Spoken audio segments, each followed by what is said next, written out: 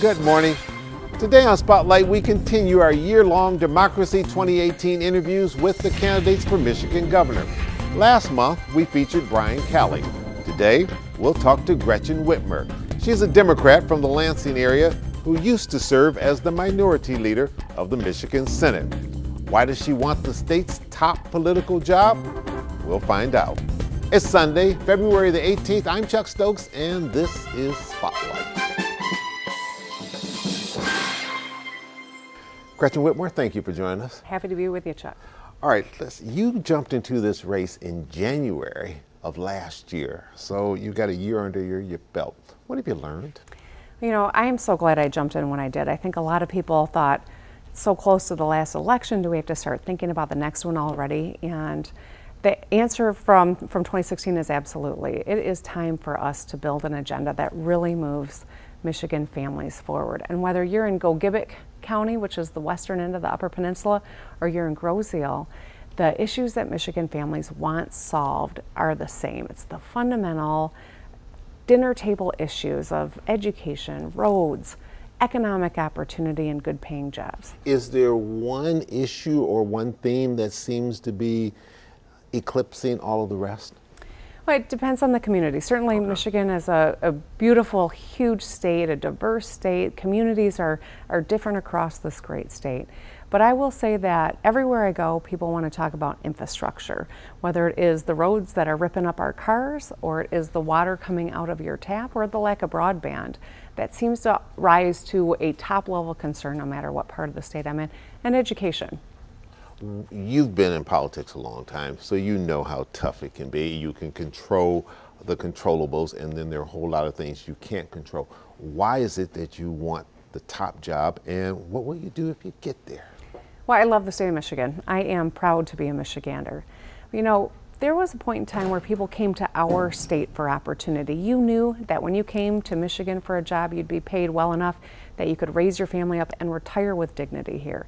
No matter what community you settled in, your kids were going to get a phenomenal public school education, and the water coming out of your tap was going to be safe for you and your family. Right now, there are people in this state who are really struggling.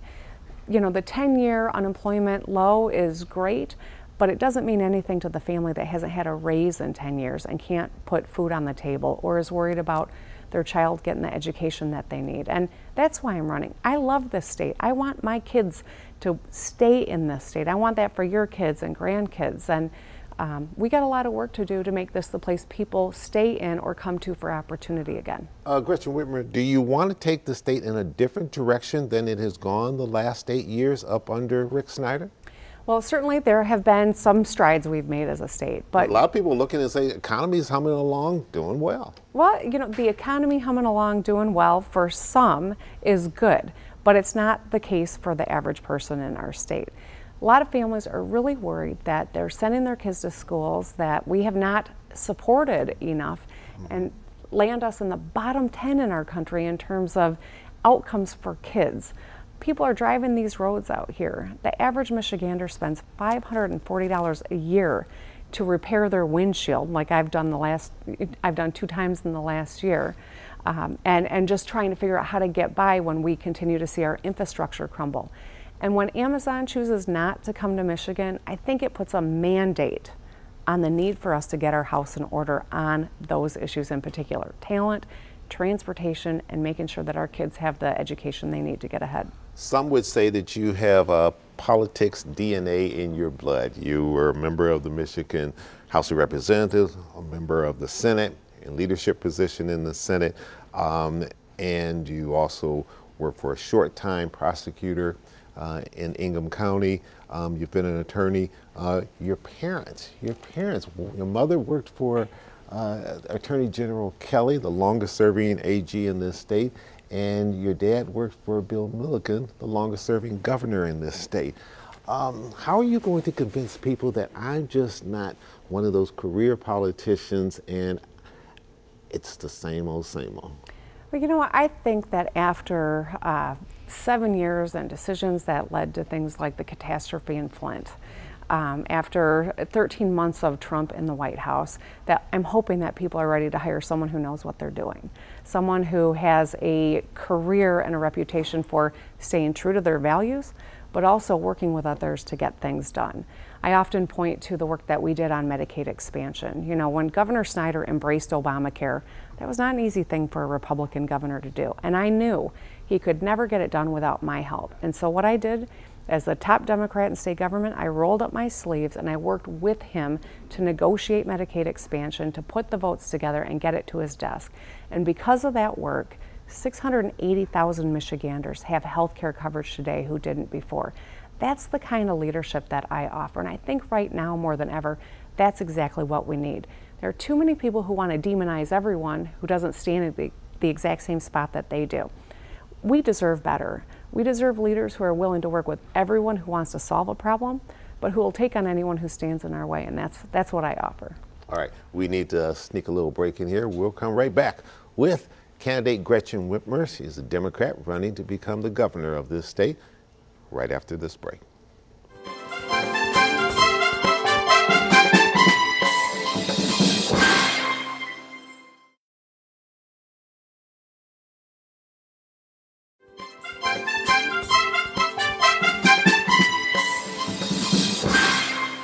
And welcome back to Spotlight. Has the business approach to government that Governor Snyder championed, campaigned on, and I think boasted about, has that worked well for Michigan? Well, running government like a business always sounds good, but at the end of the day, it's not about consumers across the state. It's about people. It's about residents. It's about every single one of us. That's why I jumped in this race as early as I did. And you mentioned my parents in the earlier segment. You know, I was raised in a household, and the lesson truly was that everyone's important.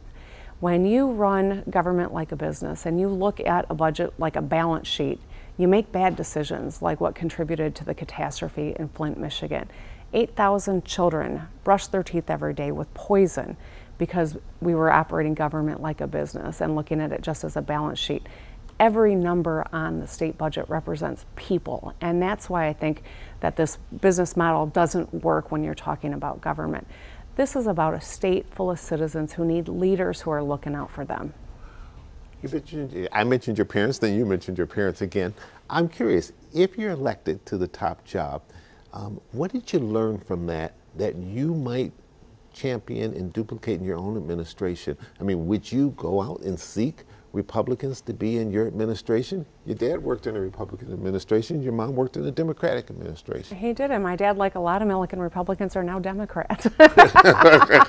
Yeah, but last time I interviewed Milliken, he told me he was going to stay a Republican even if he didn't like even if he always endorsed even Democrats. if he didn't like everything that he saw. No, I make that point in jest because I do think that right now we are so polarized as a nation, and it's really critical that we recognize our allegiance to Michigan has to come before a political party or a campaign donor. That when we work together, we can solve problems. Now, I am a Democrat. I am proud to have a very progressive record. The work that I did in the legislature, you know, fighting for education, taking tough votes to actually pay for road and infrastructure across the state, fighting the emergency management takeover of communities, largely communities of color in our state. These are the things I'm proud of, but I also recognize that some of our greatest victories were things that we worked on both sides of the aisle, like Detroit lighting, getting the lights turned on in Detroit, supporting the mayor's agenda on that front, I think has been really helpful for people in neighborhoods all across the city, the Medicaid expansion work that we did. So I recognize that not one party has all the answers for everyone in the state, and we are at our best when we are actually working with people to solve problems. You're a graduate of Michigan State University. Obviously, you've watched everything that's happened there along with everybody else. Your thoughts about that? Should that board be replaced? Yes. Every single member of them? Yes. Is John Engler the right person to step in as interim president? John Engler is not the person that I would have picked, but you know what? He is there, and I hope that he is finally going to demand a real independent investigation. I called for one much earlier than anyone else did, and I took a lot of grief for it. I have 2 Spartan degrees. I live in East Lansing. I bleed green. But my allegiance to that university means we owe it to the victims that we get answers, that we ensure everyone who needs to be held accountable is held accountable, that we ensure that this never can happen again. I've talked to a number of the survivors who so bravely came forward and demanded the accountability we see underway now, and I know that for them to get the real closure that they need, it demands an independent investigation, and that means John Engler's got to push for one. Would Jim Blanchard, former governor of the state, would he have been the right person? You know, if I were making the decision, I probably would have picked someone that wasn't so tied with either party, someone that brought in a non-politician, perhaps. Well, or someone who had some experience dealing with issues of sexual assault and sexual harassment, investigatory in nature.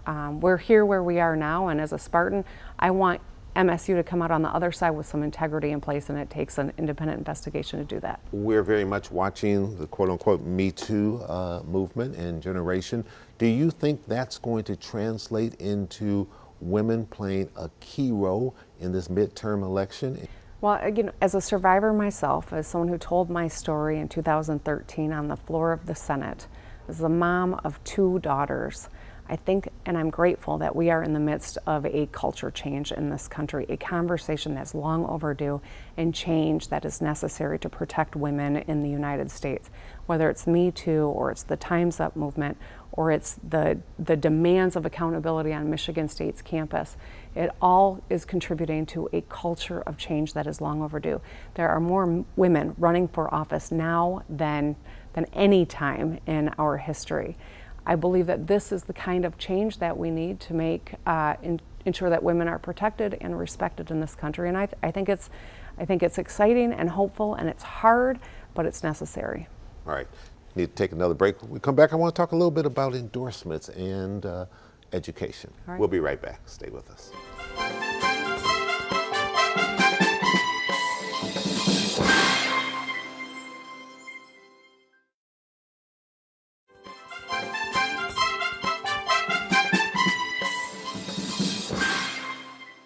You've gotten this whole series of endorsements. Which one are you proudest of? Which one says the most about your candidacy? That's a good question.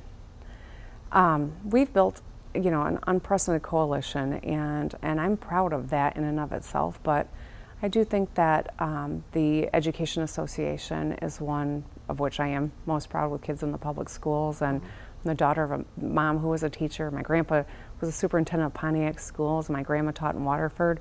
The public education system, I think, is one of the most important things we need to do better in our state.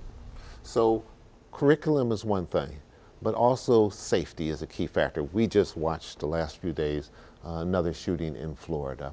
What's the solution? We talk about it.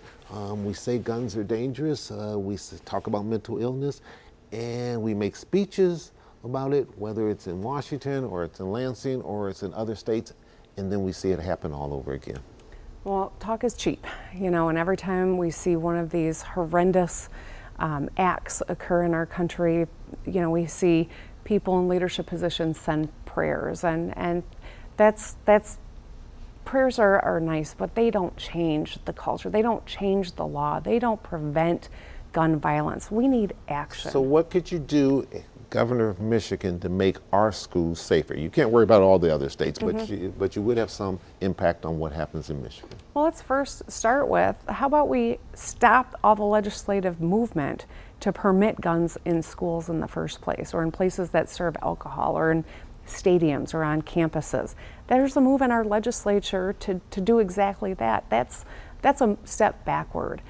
Every responsible gun owner that I know says we need to have real gun safety in Michigan. That means background checks. That means keeping guns out of the hands of people with mental illness or violent histories. We've got a lot of work that we can do that doesn't compromise hunters' Second Amendment rights. But we need a governor who's willing to use the power of that office to push an agenda. One of your opponents is on the air touting himself as the most progressive Democrat. That would suggest that you're not the most progressive. True or false? Well, I'll tell you, I have a 14-year record of working on behalf of people of the state and the legislature. I am proud of that. When there was an opportunity to negotiate a cost of living increase in the minimum wage, I was the one on the front line who made it happen. When there was an opportunity to expand health care for people in Michigan, I was the one that made that happen. When there was an attack on women's health care rights, I was the one that went to the floor and told my story. And I'm also the one that threw open the doors to the Capitol and led the protests from within my office on the attack on collective bargaining. I am proud to have a progressive record, but I'm equally proud that I can point to example after example where I was able to work with people on both sides of the aisle to get things done. And I think that's where we are in a state, what we need the most. When are you going to start doing more on-air advertising? Some believe that you're being sort of outfoxed right now in terms of political ads, or is it just way too early to get into that and you've got plenty of money and you'll be up for that name recognition with ads just as soon as you decide to? Well, it feels like it's been a long campaign already because I did start it so out early. There a year. Yeah. But you start your paid communications from Election Day backward, not from announcement forward.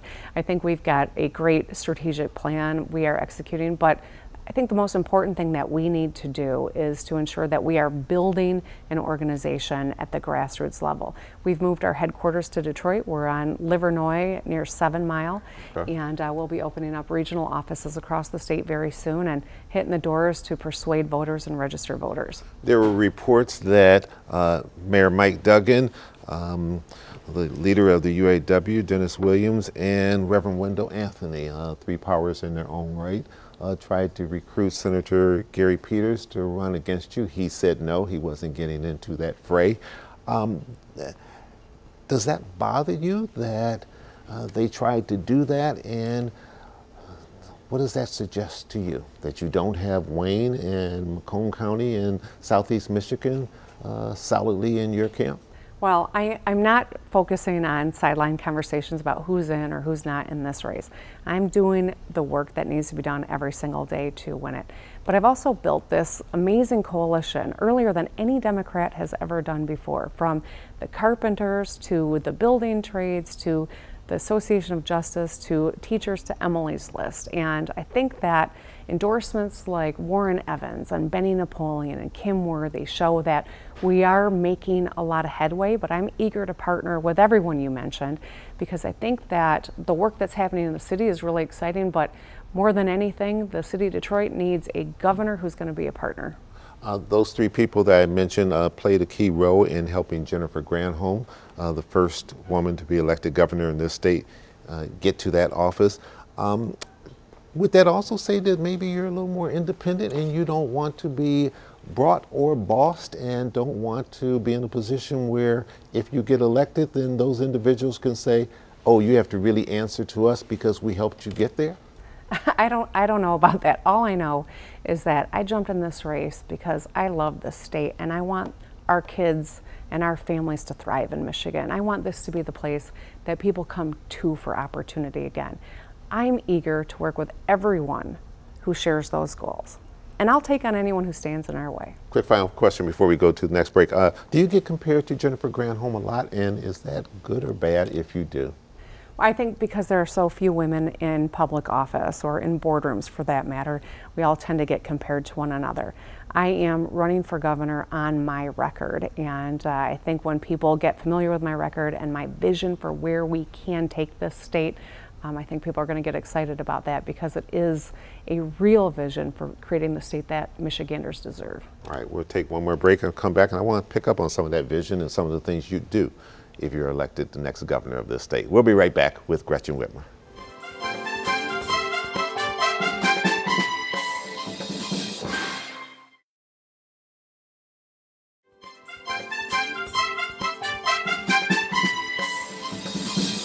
Creating jobs. How would you create jobs? We just watched Detroit area, which worked real hard to get the Amazon headquarters. We didn't make the top 20, and it appears as though it came down to one transit and or maybe one talent and then transit right behind that. Two key issues as we also watch what we're calling revitalization of Detroit. Yes, so I was really encouraged that Detroit leadership came together and put together a plan that was even worthy of consideration at Amazon. You know, 6 years ago, people never would have believed that that was even a possibility. So it shows the great leadership that we have that wanted to work together, but it also highlights some of the shortcomings that we as a state continue to face. When they decide not to locate here because of a question of talent or transit, those are two issues that tell me it's a mandate for us to get our house in order. It's a mandate for regional transit. And it's a mandate for me as a candidate for governor to ensure that we've got paths for every one of our people. If you're willing to work, there's a path for you to get the skills you need to get into a high-wage job. Whether it's a free community college education, or it is using that kind of investment toward a four-year degree, or it's a path to the skilled trade. It's on us as leaders, as me as governor, to ensure that every Michigander has that path to a high-wage skill so they can get into a high-wage job. Democrats and Republicans say our infrastructure is in terrible shape. Engineers rate us a D+ across the country. If you were governor right now, the president has just rolled out his infrastructure plan. Would you say, great plan, Mr. President? I would say we can't count on Washington, D.C. to fix the problems here in Michigan. It is time for us to make a real investment in our infrastructure and put Michiganders to work rebuilding the state, rebuilding our roads, tearing pipes out of the ground in communities like Flint and making sure we've got safe water. We can put people to work and rebuild this state in a way that makes us competitive again and safe for our families. Final question, this is an easy one. Last good book you read and what was so good about it? Oh gosh, that's a great question. I actually just read a book called White Working Class. It's kind of an analysis of where voters are across this country and how we build a platform that brings people back together. All right, Gretchen Whitmer, thank you so much for coming in. I'm sure we're going to see you a whole lot between now and the primary, and then if you get past that, in the general. Thank you so much. I look forward to it. Thanks, Chuck. Right. About 5 hours after we recorded this interview on Friday afternoon, Democratic candidate Gretchen Whitmer, the former minority leader of the Michigan Senate, released this statement about a key staff change. Quote, "I received a credible report that a number of years ago, my campaign manager engaged in inappropriate behavior with people in the workplace, and for that reason, I have asked for and received his resignation, effective immediately." End of quote. Since announcing her bid for the state's highest elective office, Whitmer has had 2 campaign managers. And we want to thank you at home for joining us. I'm Chuck Stokes. We'll be back next week with more newsmakers in the spotlight, and we will continue our interviews with the candidates for Michigan governor. Have a great week.